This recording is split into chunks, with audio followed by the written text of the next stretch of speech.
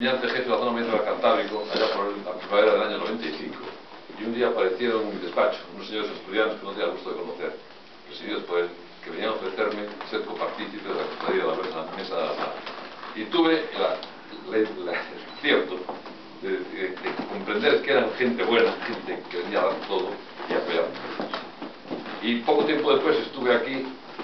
me ofrecieron una comida que conocía toda la corporación. Poco después también tuve la oportunidad de participar en la primera ceremonia de Unión de los Océanos que se celebró en La Peñona, donde creamos el ancla de Ferrol, y continué el contacto con todos ellos. Pero es que la cosa se prolongó mucho más, porque yo me pasé a la reserva en el mes de junio del año 98. Y a los pocos días estaba aquí en Asturias otra vez, en homenaje a San Juan de Agustín, a primeros de julio. Pero es que poco después estaba en el Sueve haciendo el pregón de Cabeza Mulcón, y un mes y medio después estaba en Cartagena de India, donde fuimos a celebrar la primera ceremonia de Unión de los Océanos Internacional en Cartagena de India. Y ahí es donde conocí a Agustín durante 7 o 8 días, estuve ahí en profundidad de comprender claramente la admiración que tengo por él.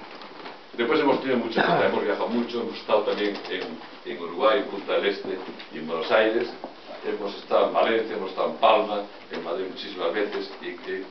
podido comprender, reconocer que todo lo que dijeron en las cartas es cierto y quizás queda corto. Agustín es un hombre profundo, es un hombre imaginativo, un hombre creativo, un hombre que lo da todo, y que para mí es un ejemplo de lo que debe ser. Ahora soy presidente de la fundación, le he seguido, y realmente puedo decir que lo que he hecho es seguir sus pasos y continuar lo que él dice, nada más. Yo sé en este momento, y voy a hacer un recuerdo sentimental con Agustín. Agustín, yo creo que en este momento no voy a decir más que mi enhorabuena, mi cariño, pero que hay dos personas que tú conociste y que estos señores prácticamente casi nadie conoce, que desde arriba están en este momento mirando y agradeciendo y recordándose contigo, que son dos almirantes, el almirante Manso y el almirante La Guardia, con una gran años de diferencia, están los dos muertos, muchos antiguos que los dos, muchos mayores, pero ya fueron amigos de Agustín en su momento, y con ellos